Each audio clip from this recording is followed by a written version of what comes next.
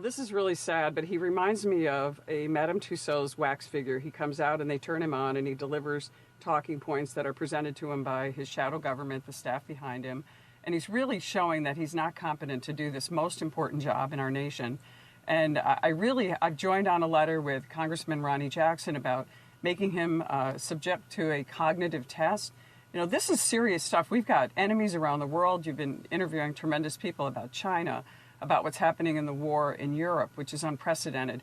We've got to start looking into whether Joe Biden is actually capable of being the president. I think he's not. I think we should consider all of these avenues. So would the 25th Amendment, would impeachment be on the table then in the new Congress? Because it's not just the corruption that we talk about all the time, but now there are national security issues surrounding the possibility that he's unfit. Yeah, actually, Maria, I agree with Senator Ron Johnson. I mean, we've got an issue with this president. The corruption is one. We're looking at a direct dereliction of duty on the southern border. We have laws in place that are deliberately, for political reasons, being avoided, which is why I don't think impeachment should be off the table for the southern border alone. I don't think it's political to impeach someone for imperiling the American people when you see over 80 people on the terror watch list going into the country that we know of. Forget about the gotaways, which are over 600,000 now, and the fentanyl that is coming across the border and killing 300 young people a day. These are crimes against America, not to mention the fact that the taxpayers are paying for all of this, and we're paying the price with increased crime added to states like New York, where I'm from, where you see this continued crisis with crime everywhere I go, whether I'm doing a small business visit, a farm visit, all I hear about is a crime story. We have crime stories developing everywhere. This cashless bail system that Kathy Hochul refuses to talk about in New York State.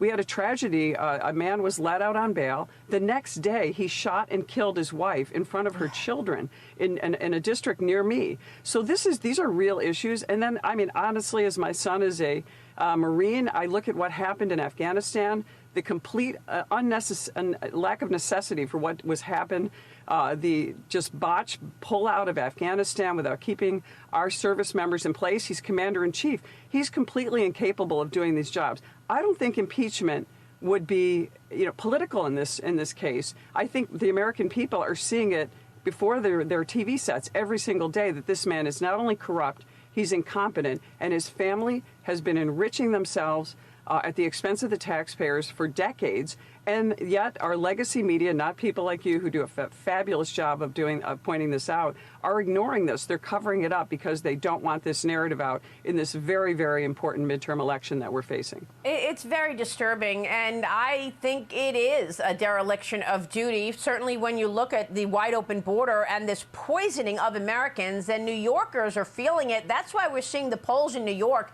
tighten for the governor's race. Look at Lee Zeldin closing in on Kathy Hochul, who has said she doesn't want to talk about cashless bail until after the election. What's most important, do you think, to the voters in New York right now? Because you're right about crime in New York City, and I guess it's being felt everywhere with some people connecting the dots to the gotaways and the illegal migrants coming in as well. Well, as you've covered many times on this show, we've seen these late-night flights coming into New York State. We don't know where these people are going. We've got this beautiful sanctuary area in New York City that they're providing with, a fortune in taxpayer money. But yet, cashless bail has affected the entire state. This is a problem that the police are having with defund, demoralize the police, on top of the fact that they have no tools. The criminals are being emboldened. They get a little more courageous in committing more and more crimes because they're let out. We have no tools. And that's why you see Lee Zeldin surging in the polls. And we also have, interestingly enough, Michael Henry, who is challenging Letitia James, who I think is one of the most corrupt attorney generals we've had. Compare that to our past attorney generals, Eric Schneiderman, who left in disgrace, Eliot Spitzer, Andrew Cuomo. So you're seeing this tremendous surge with people recognizing one-party rule in Albany is hurting our state, and it's putting New Yorkers in jeopardy. I hear about it every day. It's inflation, it's the price of gas, and it's crime. People are very, very concerned about their safety. All of